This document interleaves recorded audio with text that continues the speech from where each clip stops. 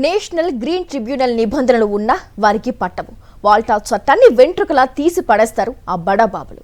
అనుమతులు లేకపోతేనే అధికారంలో ఉన్నది మేము చెప్పిందే న్యాయం, చేసిందే చట్టం అని రెచ్చిపోతున్నారు కూటమి నేతలు.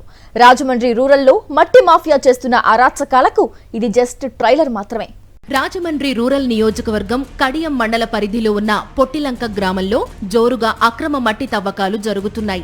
నిబంధనలకు తూట్లు పొడుస్తున్న కూటమి నేతల కనుసన్నల్లో యథేచ్ఛగా మట్టి తరలిపోతోంది. వాల్టా చట్టాన్ని ఉల్లంఘించి మరీ మట్టిని తవ్వేస్తూ సరిహద్దులు దాటించేస్తున్నారు. ధనార్జనే ధ్యేయంగా నదీ గర్భాన్ని తూట్లు పొడుస్తూ లక్షలు ఆర్జిస్తున్నారు అక్రమార్కులు. కడియం మండల వ్యాప్తంగా భారీగా నర్సరీలు ఉండడంతో పాటు ఇటుక బట్టీలు, ఇతర పరిశ్రమల నిర్వహణకు మట్టి అవసరం. ఈ డిమాండ్ ని క్యాష్ చేసుకునేందుకు మట్టి మాఫియా పొట్టిలంకలో పాగా వేసింది. భారీగా తవ్వకాలు జరుపుతూ లారీ మట్టిని 12 నుంచి 14,000 రూపాయలకు విచ్చలవిడిగా అమ్మకాలు జరుపుతున్నారు. మట్టి మాఫియా అక్రమాలపై వైఎస్ఆర్సీపీ ఆందోళనకు దిగింది. నదీ గర్భంలో కానీ, నదికి అత్యంత సమీపంలో ఉన్న మట్టిని తీసేందుకు గాని అనుమతులు లేవు. కానీ కూటమి నేతల సహకారంతో అడ్డగోలుగా బ్యాంకు లోన్లో ఉన్న పొలాలకు దొంగ పట్టాలు సృష్టించి మట్టిని అడ్డగోలుగా తవ్వేస్తున్నారని వైఎస్ఆర్సీపీ నేతలు ఆరోపించారు. 1 మీటర్కు అనుమతులు ఉన్నట్టు చెప్తూ 2 మీటర్లకు పైగా తవ్వకాలు జరిపి వందలాది లారీల మట్టిని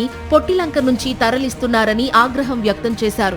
గత కొన్ని రోజులుగా ఈ అక్రమాలపై అధికారులకు ఫిర్యాదు చేసినా చర్యలు తీసుకోవడం లేదని మాజీ మంత్రి వేణుగోపాలకృష్ణ మండిపడ్డారు. నదీ గర్భంలో మట్టి తీయటం అనేటువంటిది చట్టానికి వ్యతిరేకము, వాల్టా చట్టానికి వ్యతిరేకము.